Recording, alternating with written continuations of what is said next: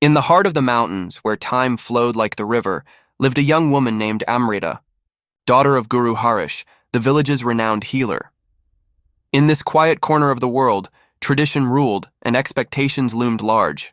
These herbs will cure many ailments, Amrita. You must know them as you would know the rhythm of your own heart. This is your calling. Amrita softly replies, "Yes, Father. I will never forget." Guru Harish had always known that his daughter would one day take his place as the healer of the village. But Amrita's heart, full of dreams that stretched beyond the confines of herbs and potions, often wandered to a distant melody, a song her soul longed to sing. Amrita looks out of the window, her gaze distant, as if hearing a soft melody carried by the wind.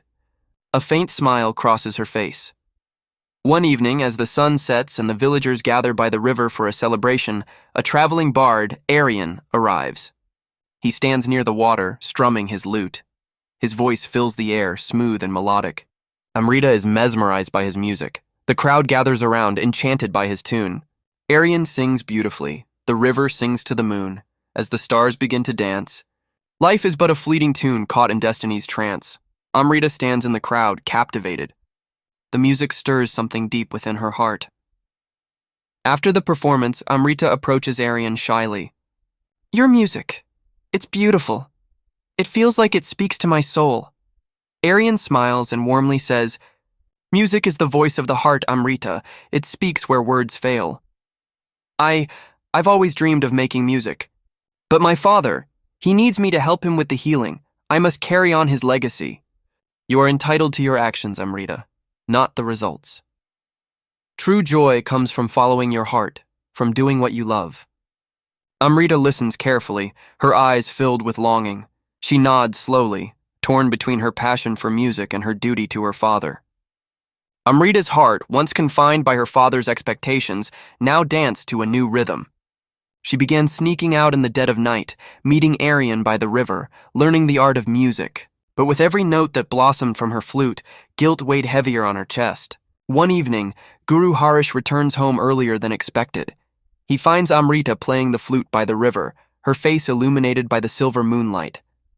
His expression hardens as he watches her, realizing what she's been doing in secret. "Amrita, how could you betray me like this? The work I've dedicated my life to. How could you abandon it for this foolishness?" Amrita, scared and her voice trembling, "Father, it's not foolish. Music is a part of me. It's my dream. But I wanted to make you proud. I wanted to follow your path." His voice cold, "You have responsibilities. This music, this dream of yours, has no place here. You will never play again, Amrita, do you hear me? Never." Amrita falls silent, the weight of her father's words crushing her spirit. She tries to speak, but the words are stuck in her throat. She walks away slowly, her head bowed, the flute clutched tightly in her hands. The next day, Amrita sits by the river, tears streaming down her face. Amareka, the village's oldest widow, approaches her with a gentle smile. "Why the tears, child?" "My father. He forbids me from ever playing music again. He says I must only heal, but I feel empty inside. I love the healing, but I also love the music. I don't know what to do." She sits beside Amrita. "Let me tell you a story, Amrita. Long ago, a potter's daughter wanted to paint. Her father made her mold clay, but she secretly painted the pots. One day she combined both and created beautiful painted pots. The village cherished her work because it came from her heart. You too can combine what you love with what you must do." Amrita listens intently, her heart starting to lift with hope. Amrita began to see her music as an extension of her healing. She composed songs about herbs, plants, and the remedies passed down by generations. She sang to the sick, her voice bringing comfort. Slowly, she earned the admiration of the villagers, who remembered the healing powers through her melodies. The village is struck by a deadly fever. The villagers are terrified. Amrita and her father work side by side, mixing herbs and providing medicine. But the fever continues to spread. In the midst of the chaos, Amrita begins to sing softly to the sick, her lullabies filled with healing words. "Breathe in the calm.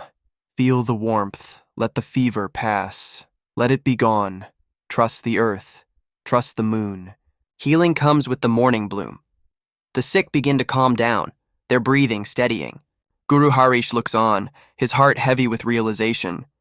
He sees that Amrita's music is not a distraction, but a force of healing in itself. As the fever finally subsides, the village holds a celebration to honor Amrita. Guru Harish stands beside her, his pride in her evident. He looks at her with a newfound respect.